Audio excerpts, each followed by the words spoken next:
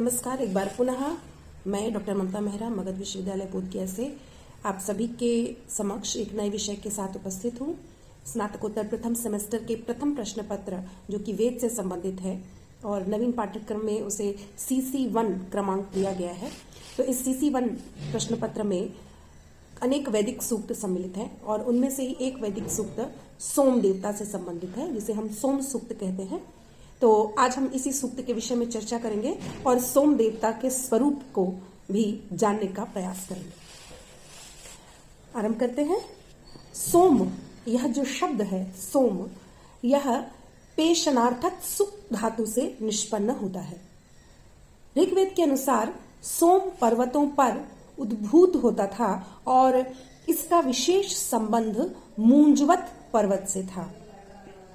ऋग्वेद के अनुसार ही वरुण सोम को चट्टानों पर रखते हैं। ऋग्वेद में इनका आनयन एक क्षीण पक्षी करते हैं। अनेक वैदिक वाङ्मय में अनेक उद्धरण प्राप्त होते हैं कि ये सोम आखिर आए कहां से। तो वस्तुतः जो सोम है उनकी लताएं होती हैं। जैसे आज भी हम बहुत सारे औषधीय वृक्ष देखते हैं, वैसे ही सोम वृक्ष की भी लताएं होती थीं और इन सोम लताओं से रस निकलता था और इस रस को ही देवता पोषक पदार्थ के रूप में, पौष्टिक पदार्थ के रूप में पान करते थे। यह मैं बताना आवश्यक समझती हूँ कि बहुत सारे जो धार्मिक कार्यक्रम टीवी पर चलते हैं या अन्य स्थानों पर भी ये बताया जाता है कि ऋग्वेद काल से ही सुरापान के रूप में सोम का पान किया जाता था। तो ये बिल्कुल मिथ्या प्रलाप है, क्योंकि सोम रस मदिरा नहीं है। जो सोम देवता का स्वरूप है वह सोम लता वल्लरियों से निकलने वाला पेय पदार्थ है, जो पौष्टिक है, पुष्टिवर्धक है, आयुवर्धक है। और मदिरा कदापि आयुवर्धक नहीं हो सकती। यहाँ इस रूप में भी इस मत का खंडन प्राप्त होता है। तो यदि कभी भी आपसे कोई कहे कि सोम रस का पान करते थे देवता, यानी वो मदिरा पीते थे, तो ये बिल्कुल गलत बात है। वैदिक वाङ्मय में, ऋग्वेद में, यजुर्वेद में, सामवेद में, अथर्ववेद में कहीं पर भी सोम रस को मदिरा से तुलना नहीं की गई है, अपितु वहां सुरापान का निषेध है। मदिरा को सुरा कहा जाता है और यह सोम रस है, दोनों में अंतर है।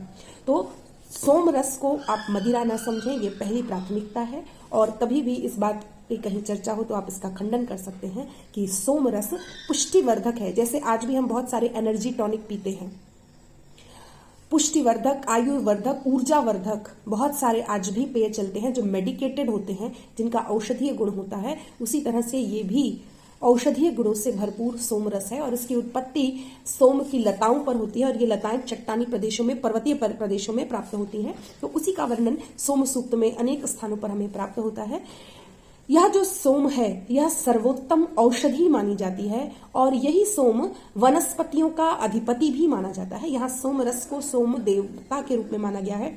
जैसा कि मैंने पहले भी बताया कि ऋग्वैदिक काल से ये परंपरा थी कि जितने भी प्रकृति के तत्व हैं उन सभी में देवत्व की परिकल्पना की जाती है, उनको देवता तुल्य माना जाता है। उसी रूप में यहाँ पर इस औषधीय वृक्ष सोम की लताओं को भी यहाँ पर देवत्व की अभिकल्पना करते हुए सोम देव की कल्पना की गई है।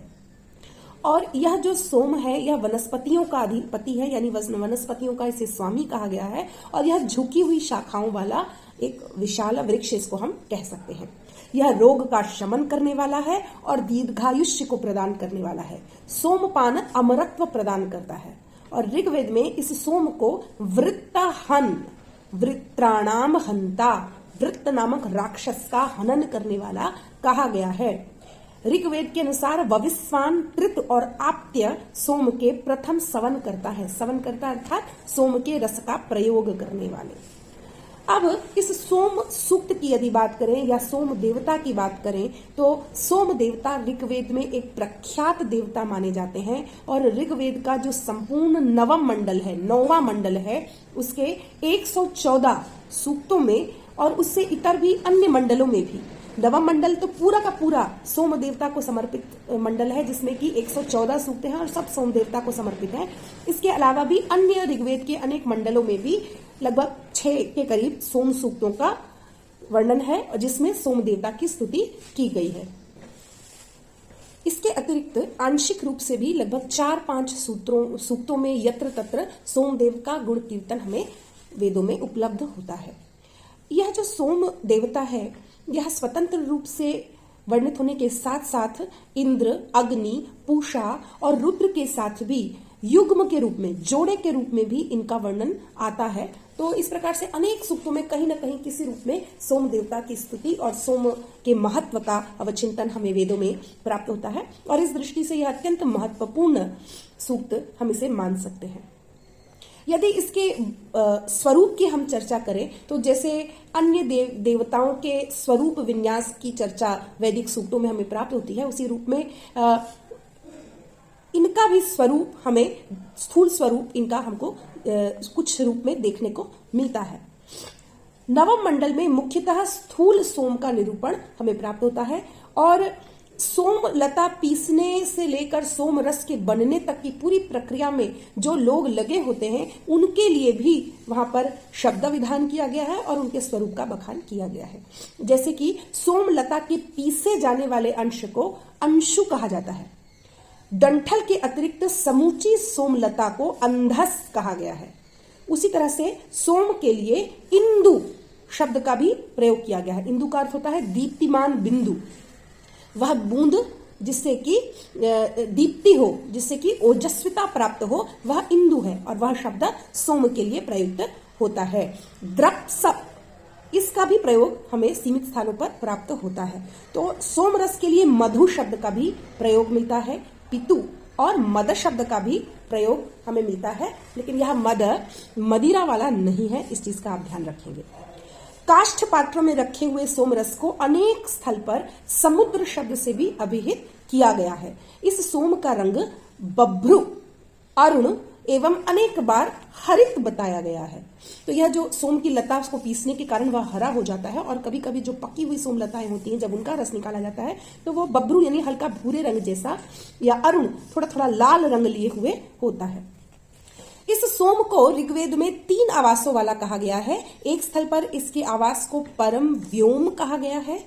सोम को इंद्र और अग्नि का घनिष्ठ संबंध बतलाया गया है, क्योंकि प्रथम महान सोम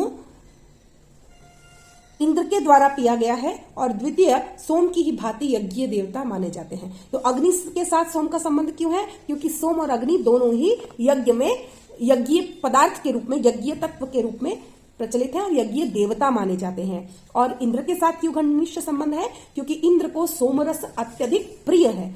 और इस सोम का कार्य क्या है?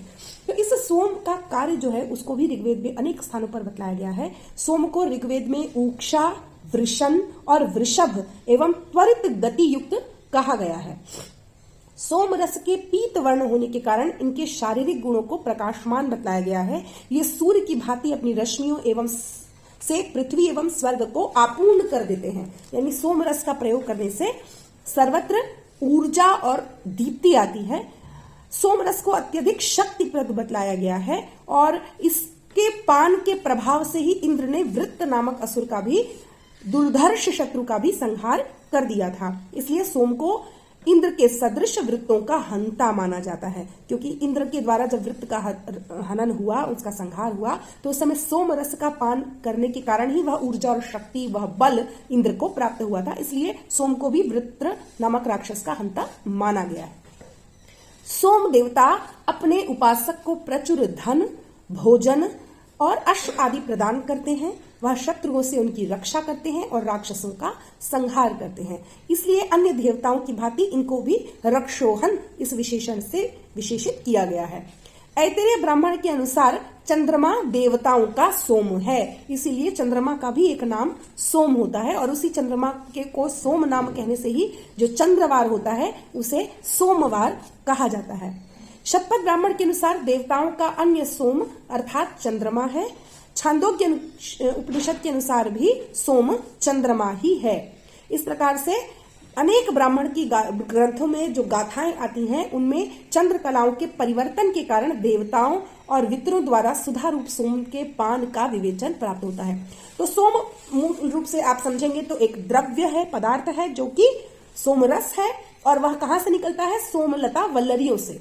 तो उस लता वल्लरियों से सोमरस के निकलने की पूरी एक प्रक्रिया है जिसको वैदिक सूक्तों में बतलाया गया है, और इसके साथ साथ उस रस को बुद्धि, बल और सामर्थ्यवर्धक, ऊर्जावर्धक बतलाया गया है, और उनको देवत्व की तुलना देते हुए उनमें देवत्व की कल्पना करते हुए उसकी स्तुति की गई है। तो यह सोम देवता का सामान्य स्वरूप हुआ जो मैंने आप सभी के समक्ष उपस्थित किया। अगले वीडियो में हम सोम देवता से संबंधित मंत्रों का अर्थ विन्यास देखेंगे। नमस्कार।